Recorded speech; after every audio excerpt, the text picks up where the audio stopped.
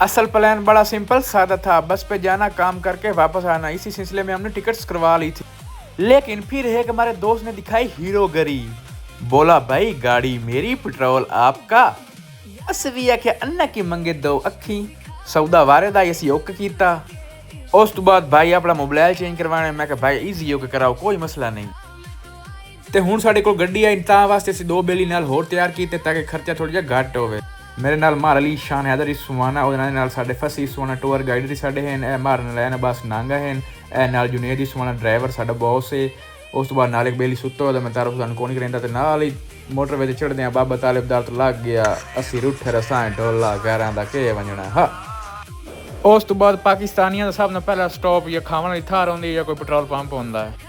साहब नाल पहले इन्हें पानी शानी पीता, लेकिन जी अंदर प्यास आई वो पानी नाल भी ना ही बोझ सकती है। उस तो बाद इन्होंने कीड़ा है कि असी मैकडोनल्ड खावना है। मैकडोनल्ड 6000 रड़ कढ़न तो बाद आखिर पे जंग दे अली बाबा के समोसे डाटे ने नालों। बिल आखिर जलील होकर हम इस्लामाबाद पहुंच चुके थे। वहाँ हमने अपने चाचू के घर की 3-4 घंटे रेस्ट। उसके बाद सुबह हो गई। सुबह चाचू हमें एक बहुत अच्छे रेस्टोरेंट पे ले आए। इनका नाश्ता वाकई लाजवाब था, यकीन करो चस आ गई। उसके बाद हमारे एक दोस्त को थी जल्दी, तो हम फ़ौरन वहाँ से निकले और सीधा चले एम्बेसी। वहाँ उसका था इंटरव्यू। एम्बेसी उतारने के बाद साथ ही एक बहुत अच्छा पार्क था, तो हमने कहा यहीं पे टाइम पास कर लेते हैं, थोड़ी सी रेस्ट हो जाएगी। लेकिन वो रेस्ट काम बकचोदी ज़्यादा थे। इन्होंने वहाँ वो काम किया जिससे लग रहा था ये वाकई जंग से हैं। वहाँ मुझे अपने आप पे शर्मिंदगी महसूस हुई और मैंने कहा अच्छी मुशल्ली है मुशल्ली। उत मैंने अपनी माँ की गल याद है कि जी सानू निक्के होंदे आदी आई, तुसा वाकई घरों बाहर कड्ढण दे के ही ने। इन्हां दा क्लिप वेख के मैनूं याद आ गया, शाह जी उन्हें मेले से आए वाली नसरी बहन ते मैं शरीक छड़ो। उस तो बाद मैनूं शौक है नॉन पीटी शाहरुख खान बनन दी, तां वास्ते मैं भी कोई शॉट क्लिक कीते। शाहरुख खान थक गया, हुण सऊ है। बेली साडा वेला हो गया ते असीं आख्या अज दामने को फतह करके रहना, लेकिन दामने को सानू फतह ना कीता, सानू तो गर्मी फतह कर लिया। साडा इस्तकबाल उत्ते सूरज कीता, मार जी आ जाओ।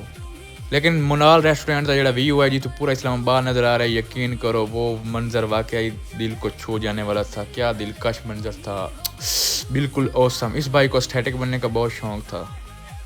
गर्मी बहुत ज़्यादा ऐसी है कि कोई वाटरफॉल वेने ऐसी गूगल मैप पर सर्च किया वाटरफॉल नियर मी, तो KPK से 16 पहले एक हमें वाटरफॉल शो हो रहा था, तो हमने उसकी तरफ रवाना हो चुके थे।